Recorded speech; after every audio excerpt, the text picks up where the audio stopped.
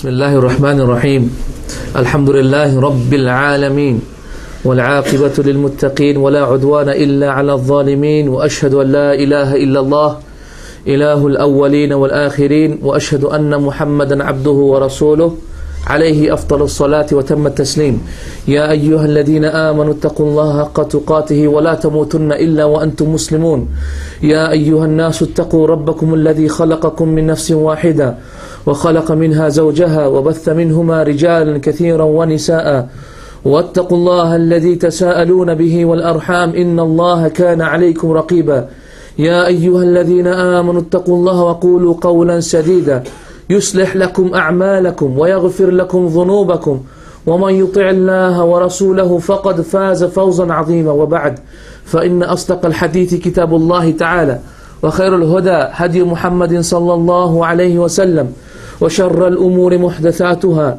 وكل محدثة بدعة وكل بدعة ضلالة وكل ضلالة في النار.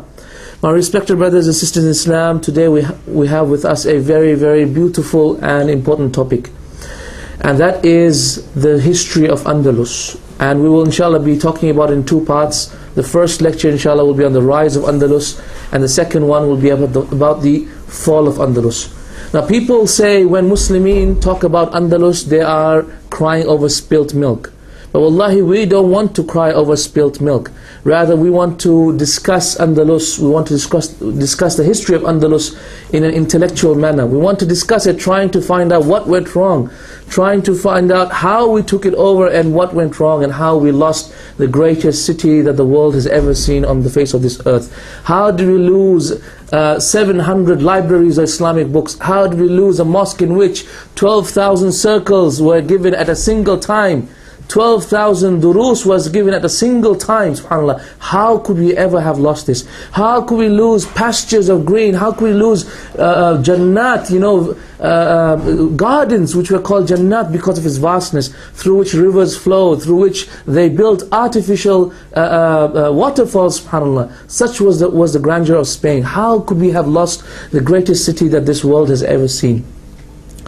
Allah subhanahu wa ta'ala tells us in the Quran, فَقَصُصِ الْقَصَصَ لَعَلَّهُمْ يَتَفَكَّرُونَ. So relate to them the stories, perhaps that they may think about it. Relate to them the stories of the past, the things that have gone past, perhaps that we may draw some conclusion, some lesson from that.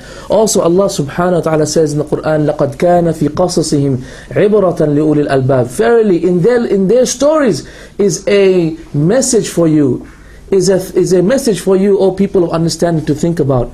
Think about how Allah subhanahu wa ta'ala's sunnah is always come into effect. Think about how Allah's adhab comes into effect for those who deserve it. And think about how Allah subhanahu wa ta'ala's great blessing comes into effect for those who deserve it as well.